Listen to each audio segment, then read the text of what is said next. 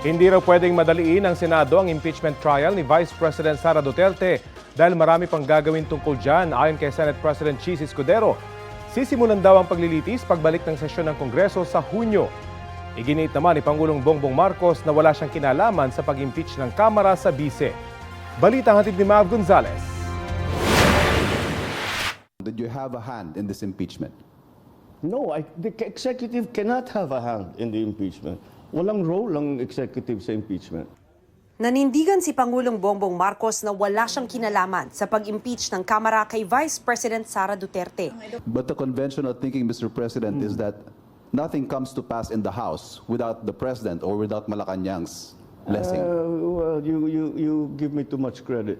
But again, what the House has done is clearly the mandate that they have been, the constitutional mandate that they have to proceed with the impeachment complaints. Hindi itinanggi ng Pangulo na napag-usapan nila ng mga kongresista ang tungkol sa impeachment. Nakumbinsi naman daw niya ang mga kaalyado na huwag mag-file ng reklamo. Pero hindi naman daw niya kayang diktahan na huwag i-endorso ang isang impeachment complaint kapag na-file na. Ang kanya nga mismong anak, unang nakapirma sa listahan ng nag-endorso sa impeachment. Humingi raw si Congressman Sandro ng payo sa kanya. Do your duty. You have to support the process. You are constitutionally mandated to carry out that process. And you are a congressman, so do your duty. That's what I told him. I didn't know you'd be the first to sign, though. Natanong ang Pangulo tungkol sa usap-usapan online na malaking halaga ng pera raw ang kapalit sa pagpirma sa impeachment. A little bit over 2/3, hindi mo makukuha sa ganong klaseng sistema yan. Don't think that way of operating would have worked. Sa ngayon, nasa Senado na ang bola. Ang sabi ni Senate President Chis Escudero, hindi nila maaaring simulan ang impeachment trial ni Vice President Sara Duterte habang nakabreak ang sesyon ng Kongreso.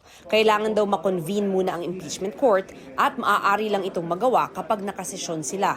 Kung may mangyayari mang aksyon o kaganapan kaugnay nito, yan ay mangyayari sa June 2, pag-resume ng Senado, matapos ang eleksyon. Hindi namin ito mamadaliin. Disyembre pa naihain sa Kamara ang mga naunang impeachment complaint laban sa bise. Huling araw ng kanilang sesyon lang ipinadala sa Senado ang articles of impeachment. Kung nagpa-banjing sila gawin ito, siguro wala naman silang basihan ngayon na madaliin kami. Hindi naman siguro makatarungan o tama na pagkatapos nilang upuan ito ng ilang buwan.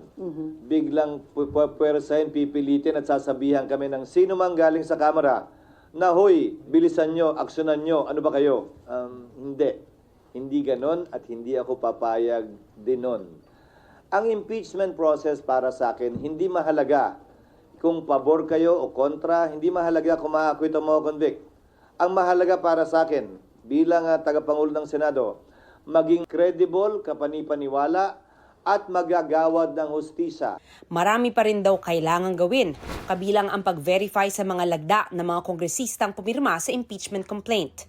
Sabi ni Escudero, hindi pwedeng e-signature dahil kailangan personal itong pinirmahan ng kongresista at pinanumpaan sa harap ng House Secretary General. Kailangan umabot ang verified signature sa 102 para matiyak na sapat ang kinakailangan bilang para diretsong naitransmit sa Senado ang reklamo. Sa tanong kung pwedeng magpatawag ng special session ang Pangulo, magpapatawag po ba kayo ng special session? If the senators ask for it, yes. Again, sila ang magde-decide. Hindi kami ang nagde-decide. Ang pagpapatawag ng special session sa aking pagkakaalam ay hindi para mag-convene ng impeachment court. sabi ni Escudero kung pagbabatayan ang natitirang araw sa 19th Congress, tsak na aabot sa 20th Congress ang impeachment trial at sila na ang magdedesisyon kung mako-convict ba o hindi si VP Sara. Ibig sabihin, kasama sa maghahatol sa bise ang 12 senador na iboboto natin sa eleksyon. Sa paglilitis, pwedeng ipatawag si VP Duterte kung kailangan. Karapatan po niyo yun. That is part of the rights of an accused under the Bill of Rights to confront his or to confront the witnesses against her. Karapatan po niyan, mag-attend araw-araw, kada hearing, magsalita bilang abogado. Dahil pwede siyang tumayong abogado para sa sarili niya o tumayo pa nga bilang testigo. Pero hindi siya pwedeng piliting tumestigo sa kaso. because it will violate, on the other hand, the right against self-incrimination. Kumbaga, hindi sa pwedeng patawag ng prosecution at pwersahang paupuin doon para tanungin kung ayaw niya. Sakaling ipatawag daw si Duterte at hindi siya pumunta, may kapangyarihan daw ang Senado na mag-issue ng subpoena. Mav Gonzalez, nagbabalita para sa GMA Integrated News.